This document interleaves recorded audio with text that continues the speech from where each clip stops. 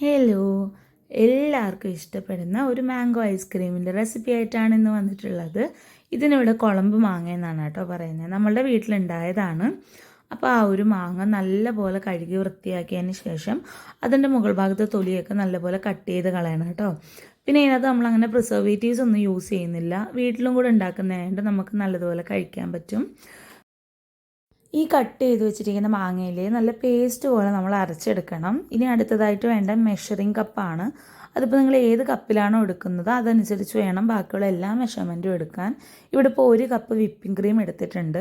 നിങ്ങളുടെ കയ്യിൽ ഇപ്പോൾ 2 കപ്പ് മാങ്ങയാണെന്നുണ്ടെങ്കിൽ 1 കപ്പ് വിപ്പിംഗ് ക്രീം എടുക്കണം കേട്ടോ. അത് കഴിഞ്ഞ് മിൽക്ക് മെയ്ഡ് വേണം. നമ്മളിവിടെ 1/2 കപ്പ് മിൽക്ക് മെയ്ഡാണ് യൂസ് ചെയ്യുന്നത്. കാരണം എന്ന് പറഞ്ഞാൽ വിപ്പിംഗ് ക്രീമിലും അതുപോലെ തന്നെ മാങ്ങയിലും നല്ല മധുരമുണ്ട്. മധുരം അനുസരിച്ച് നിങ്ങൾക്കിത് ചേഞ്ച് ചെയ്യാം കേട്ടോ.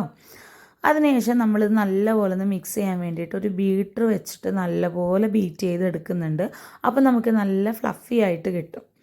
നോക്കിയേ കണ്ടോ, ഇതേപോലെ നല്ല സ്ലോ ആയിട്ട് ഇങ്ങനെ നല്ല രീതിയിൽ ഇതിങ്ങനെ ബീറ്റ് ചെയ്ത് എടുത്തുകൊണ്ടിരിക്കണം. അത് കഴിഞ്ഞിട്ട് നമ്മൾ അരച്ച് വെച്ചിരിക്കുന്ന ആ മാംഗോയുടെ ആ പേസ്റ്റില്ലേ, അത് ഓരോരോ ഘട്ടം ഘട്ടമായിട്ട് ഇങ്ങനെ ഒഴിച്ചു കൊടുക്കണം. എല്ലാം കൂടെ ഒരുമിച്ച് ഇങ്ങനെ അതിലേക്ക് ഒഴിക്കരുത്. പതുക്കെ പതുക്കെ ഒഴിച്ചു കൊടുത്തിട്ട് ഇങ്ങനെ ബീറ്റ് ചെയ്ത് എടുത്തുകൊണ്ടിരിക്കണേ. പിന്നെ നിങ്ങൾക്ക് വേണമെന്ന് വെച്ചാൽ വാനില എസൻസും കൂടെ ആഡ് ചെയ്യാം കേട്ടോ. നമ്മളിവിടെ ഇപ്പോൾ അങ്ങനെയൊന്നും ആഡ് ചെയ്തിട്ടില്ല. നമ്മൾ വീട്ടിലെല്ലാവർക്കും കഴിക്കാൻ വേണ്ടി ആയതുകൊണ്ട് പ്രത്യേകിച്ച് പ്രിസർവേറ്റീവ്സോ എസൻസോ അങ്ങനെയൊന്നും നമ്മളിതിലേക്ക് ആഡ് ചെയ്തിട്ടില്ല കേട്ടോ. നല്ലപോലെ ഇതിങ്ങനെ ബീറ്റ് ചെയ്തതിന് ശേഷം വെള്ളമൊന്നും തീരെ ഇല്ലാത്ത ഓരോ ഇങ്ങനെ പാത്രങ്ങൾ എടുക്കുക.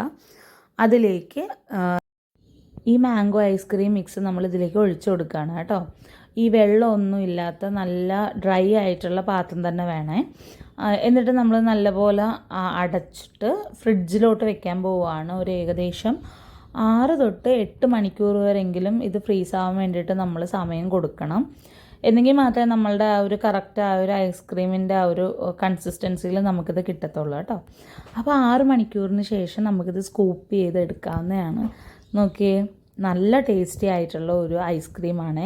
വീട്ടിൽ മാങ്ങയൊക്കെ ഉണ്ടെങ്കിൽ നിങ്ങൾ എന്തായാലും ഒന്ന് ട്രൈ ചെയ്ത് നോക്കണം. നല്ല ടേസ്റ്റാണ്.